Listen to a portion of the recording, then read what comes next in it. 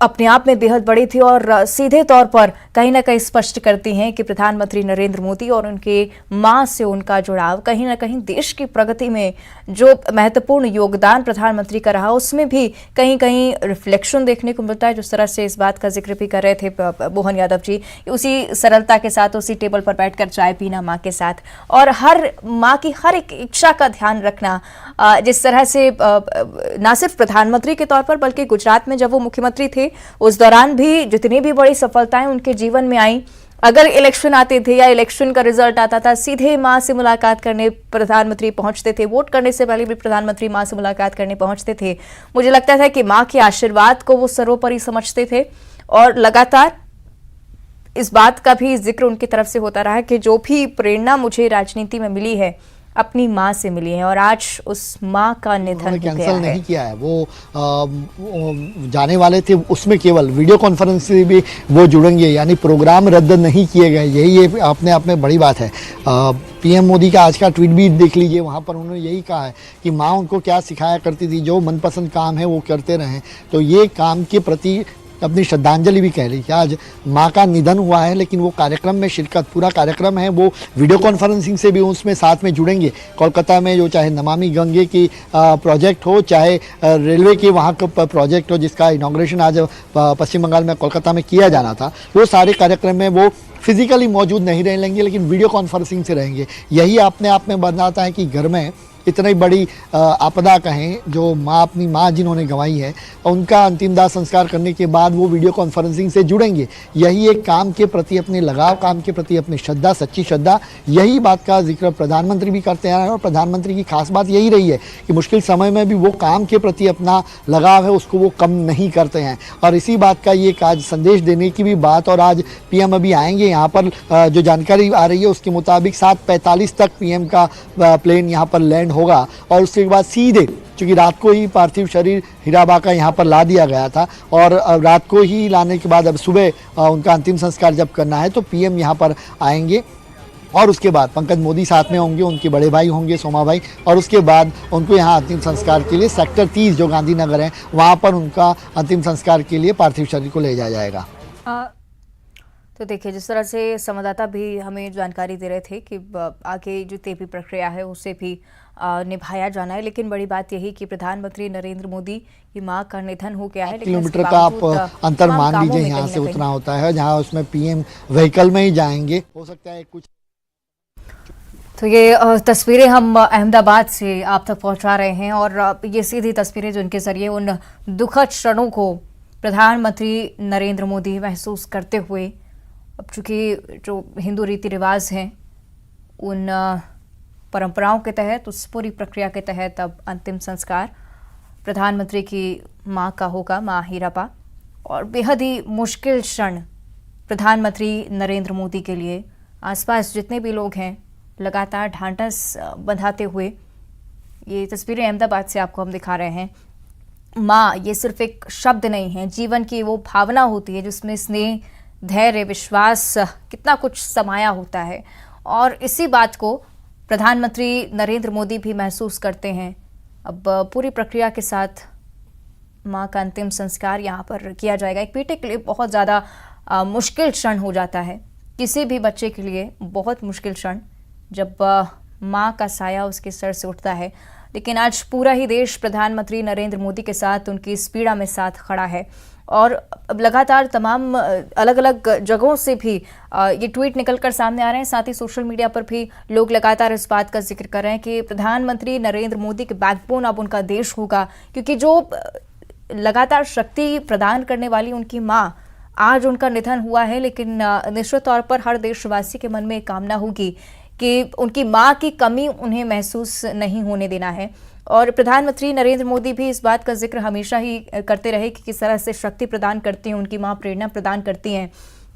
और देखिए, वही हिंदू रीति रिवाज के तहत अब पूरी प्रक्रिया यहाँ पर की जाएगी। माँ का अंतिम संस्कार यहाँ पर होगा। पंचतत्व में विलीन होंगी माँ हीराबा। लेकिन बहुत ही मुश्किल परिस्थिति और बेहद ही मार्मिक तस्वीरें हैं जब आप देश के प्रधानमंत्री को शक्ति के साथ खड़ा हुआ देखते हैं, जब आप प्रधानमंत्री को उस सहज व्यवहार के साथ हर जगह देखते हैं, हर एक पब्लिक अपीयरेंस के दौरान जब आप प्रधानमंत्री को उस प्रदर्शन के साथ देखते हैं जिसमें निश्चित तौर पर देश की ताकत के तौर पर वो खड़े हों, और फिर ये तस्वीरें आप अगर देखें तो कहीं ना कहीं खुद भी बहुत ज़्यादा संवेदनशील महसूस होता है। कई बार बहुत मार्मिक हो जाते हैं, बहुत भावुक हो जाते हैं इस तरह के पल जब आप प्रधानमंत्री नरेंद्र मोदी को इस हालत में देखते हैं। माँ हीराबा, जिनके बारे में लगातार कई बार प्रधानमंत्री अपने इंटरव्यूज के दौरान भी जिक्र करते रहे, हर एक भाषण में कहीं ना कहीं उल्लेख, जमीनी स्तर से जिस जुड़ाव की बात हम लगातार कर रहे हैं उसका जिक्र प्रधानमंत्री ने किया है। अपने ब्लॉग में भी कई बार प्रधानमंत्री ने अपनी मां का जिक्र करते हुए उस शक्ति को प्रदर्शित करने की कोशिश की है जो माना जाता है कि प्रधानमंत्री की बैकबोन रही हैं। दुनिया का कोई भी कोना हो, कोई भी देश हो, हर संतान के मन में सबसे अनमोल स्नेह माँ के लिए होता है। ये लाइनें खुद प्रधानमंत्री ने कही हैं। माँ सिर्फ हमारा शरीर ही नहीं गढ़ती, बल्कि हमारा मन, हमारा व्यक्तित्व और हमारा आत्मविश्वास भी बढ़ाती हैं। यही वो लाइनें जिनका लगातार हम जिक्र कर रहे हैं, और इसी आत्मविश्वास की बात जब प्रधानमंत्री नरेंद्र मोदी में की जाती है तो उस आत्मविश्वास की स्रोत उनकी माँ, और इसी बारे में लगातार तमाम राजनेताओं की तरफ से भी बात सामने आती रही कि जब जब उपदेश प्रधानमंत्री की तरफ से दिया गया या आगे किस तरह से काम करना है, इस पर अगर बात उनकी तरफ से की गई तो हमेशा ही उन्होंने इस बात का जिक्र किया है कि माँ ने ये प्रेरणा दी है, माँ ने ऐसा कहा है। और ज़मीनी स्तर पर इस तरह का जुड़ाव हर एक राजनेता के लिए बहुत ज़्यादा ज़रूरी हो जाता है, क्योंकि वो संवेदनशील व्यवहार आपके अंदर उपजता है, साथ ही साथ उससे आप बरकरार रखने में भी कहीं ना कहीं सफल होते हैं। तो अपने संतान के लिए ऐसा करते हुए वो खुद को भी खपा देती है, खुद को भुला देती है। और ये तमाम जो बातें प्रधानमंत्री नरेंद्र मोदी की तरफ से लिखी गई हैं, ये ब्लॉग आपको हम बता रहे हैं जो कि कुछ दिनों पहले ही प्रधानमंत्री ने लिखा था, अपनी माँ को समर्पित ये ब्लॉग था। साथ ही साथ जब माँ 100 साल की हुई थी तब भी कई सारी तस्वीरें भी उन्होंने साझा की थी। तो उन्होंने ये लिखा था कि आज मैं बहुत खुश हूँ, अपना सौभाग्य आप सबसे साझा करना चाहता हूँ। मेरी माँ हीराबा 18 जून को अपने 100वें वर्ष में प्रवेश कर रही हैं। ये बात तब लिखी गई थी जब माँ का जन्मदिन था। उनका जन्मदिन जब था तब इस बात का भी उन्होंने जिक्र किया कि इस मुकाम तक पहुँचने में जो सबसे बड़ा सहयोगी उनके लिए रहा वो उनकी माँ है। पिछले सप्ताह वो 100 वर्ष के हो गई हैं, यानी कि पहले जब उन्होंने ये ब्लॉग लिखा था उसमें इस बात का जिक्र था। 2022 एक ऐसा वर्ष है जब माँ का जन्म शताब्दी वर्ष प्रारंभ है और इसी साल पिताजी का जन्म शताब्दी वर्ष पूर्ण हुआ है। तो ना सिर्फ माँ का जिक्र बल्कि पिताजी का जिक्र भी, और साथ ही साथ इस बारे में भी एक वाकया उन्होंने साझा किया था कि मेरे भतीजे ने गांधीनगर से माँ के कुछ वीडियोस भेजे थे और घर पर सोसाइटी के कुछ लोग यहाँ पर पहुंचे थे। पिताजी की तस्वीर कुर्सी पर रखी थी, भजन कीर्तन चल रहा था, माँ मगन होकर भजन गा रही थी, मजीरे बजा रही थी। माँ आज भी वैसी ही हैं, शरीर की ऊर्जा भले ही कम हो गई हो लेकिन मन की ऊर्जा यथावत है। हमारे यहाँ जन्मदिन मनाने की कोई खास परंपरा नहीं होती है, लेकिन परिवार में जो नई पीढ़ी के बच्चे हैं उन्होंने पिताजी के जन्मशती वर्ष में इस बार 100 पेड़ लगाए हैं। मेरे जीवन में बहुत कुछ अच्छा है, मेरे व्यक्तित्व में जो कुछ भी अच्छा है वो सब माता और पिताजी की देन है। ये प्रधानमंत्री नरेंद्र मोदी की तरफ से लिखा गया था इस ब्लॉग पे, और साफ तौर पर उस प्रेरणा को उन्होंने प्रदर्शित किया था और उस प्रेरणा का जिक्र भी उन्होंने किया था जो उनकी माँ ने उन्हें दी है, जिस वजह से आज वो एक कुशल राजनेता के तौर पर पहचाने जाते हैं। दिल्ली में बैठा हूं तो कितना कुछ पुराना याद आ रहा है, कई बार इस बात का जिक्र करते रहे और तमाम जो राजनेता थे वो भी मिलकर इस बात का जिक्र कर रहे थे। कुछ क्षण पहले की तस्वीरें हैं। लगातार इन तस्वीरों को देखकर कहीं ना कहीं एक बार फिर से वो भावुक क्षण याद आता है जब प्रधानमंत्री नरेंद्र मोदी को आप देखते हैं अपनी माँ को कंधा देते हुए एक आम बेटे की तरह ही अंतिम यात्रा में शामिल हुए अपनी माँ की, और मुझे लगता है कि वो पीड़ा भी आप निश्चित तौर पर समझ पा रहे होंगे प्रधानमंत्री के मन की, कि जो प्रेरणा उन्हें देती रही, जिनसे उनका इतना लगाव रहा, वो माँ आज उनके बीच नहीं है। आखिरी विदाई, आखिरी प्रणाम प्रधानमंत्री ने किया।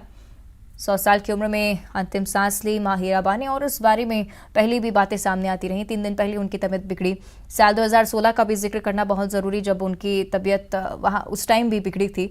हालांकि बेहद ही सरलता से उनका इलाज किया गया, जनरल वार्ड में उन्हें एडमिट किया गया था, और जैसे ही हालत में सुधार आया सभी ने राहत की सांस ली कि चलिए ठीक है, अब उनका स्वास्थ्य बेहतर होगा, क्योंकि लगातार डॉक्टर्स भी इस बारे में बता रहे थे। और अभी भी जब 3 दिनों पहले भी उनको सांस लेने में दिक्कत हो रही थी, तब भी इस बात का जिक्र डॉक्टर्स की तरफ से किया गया था कि स्टेबल है उनकी हालत, लेकिन अब धीरे धीरे कहीं ना कहीं रिकवर भी हो रही हैं। पर ये क्षण जो कि निश्चित तौर पर किसी ने नहीं सोचा था कि आएगा, और उम्मीद भी नहीं की जा सकती थी इस तरह के क्षण की। लेकिन अब देखिए, बेहद ही कठिन परिस्थिति देश के प्रधानमंत्री के लिए, और ना सिर्फ प्रधानमंत्री के तौर पर एक बेटे के लिए बहुत ज़्यादा मुश्किल हो जाता है इस तरह के क्षण को महसूस करना, देखना। तो लगातार प्रधानमंत्री कई बार अपनी मां का जिक्र करते रहे। जब भी कोई बड़ी सफलता उनके हाथ लगी या कोई भी निराशा उनके हाथ लगी, दोनों ही परिस्थितियां देखिए, बहुत ही छोटी छोटी बातें होती हैं, लेकिन बहुत ज़्यादा ज़रूरी होता है इन सारी चीज़ों का जिक्र हो। जब भी कोई सफलता हो या विफलता हो, जब भी कोई चुनौती हो, सबसे पहले माँ की गोद में प्रधानमंत्री ने सिर रखा, सबसे पहले माँ के चरणों में प्रणाम किया, सबसे पहले माँ से मुलाकात करने पहुंचे। आप समझ सकते हैं किस तरह से एक बेटे का लगाव अपनी माँ से होता ही है। और भले ही आप कितने ही बड़े राजनेता हों, भले ही आप देश में या दुनिया में कैसा भी मुकाम हासिल कर लें, वो लगाव जो माँ के साथ है वो निश्चित तौर पर हर पल बढ़ता जाता है और आप उसे भुला नहीं सकते, ये निश्चित है। तो उनकी माँ जितनी सामान्य थी उतनी ही असाधारण भी, ये बात खुद प्रधानमंत्री ने लिखी है।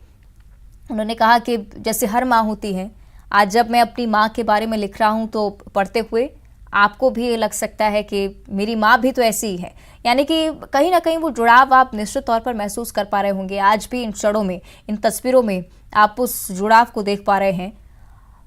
कहीं ना कहीं अब जब उनके ब्लॉग्स को पढ़ा जाता था तब उस बारे में भी प्रधानमंत्री जिक्र करते रहे कि बिल्कुल जिस तरह से हर किसी की माँ होती है, हर व्यक्ति की माँ होती है, उसी प्रकार की हैं। पर कहीं ना कहीं असाधारण इसलिए क्योंकि हमेशा से ही प्रेरणा स्रोत रहीं, हमेशा से ही वो बैकबोन, वो शक्ति प्रदान करती रहीं। जब मुख्यमंत्री के तौर पर प्रधानमंत्री पहचाने जाने लगे थे और उसके बाद जब वो देश के प्रधानमंत्री बने, तो उसी तरह का जुड़ाव लगातार रहा। माँ की तपस्या उनकी संतान को सही इंसान बनाती है। माँ की ममता उसकी संतान को मानवीय संवेदनाओं से भरती है। माँ एक व्यक्ति नहीं है, एक व्यक्तित्व नहीं है, माँ एक स्वरूप है। हमारे यहाँ कहते हैं जैसा भक्त वैसा भगवान, वैसे ही अपने मन के भाव के अनुसार माँ के स्वरूप को अनुभव किया जा सकता है। तो तमाम बड़ी बातें उनकी तरफ से हमेशा ही स्पष्ट होती रही। जब इंटरव्यू में अगर आपने प्रधानमंत्री को सुना हो या भाषण के दौरान आपने प्रधानमंत्री को सुना हो, तो हर बार उसी तरह की प्रतिक्रिया उनकी तरफ से कि जो कठिन परिस्थिति मेरी माँ ने देखी, मैंने देखी, जिस चुनौतियों से दो चार होकर बचपन में हम जीवन के संघर्षों से परे उठकर इस मुकाम पर पहुँचे हैं, ज़रूरी है कि उस परिस्थिति को ना भुलाया जाए, ज़रूरी है कि उन परिस्थितियों में आपको ना जीना पड़े। इसलिए प्रधानमंत्री की तरफ से लगातार एफर्ट्स भी किए जाते रहे और लगातार ये भी बात सामने आती रही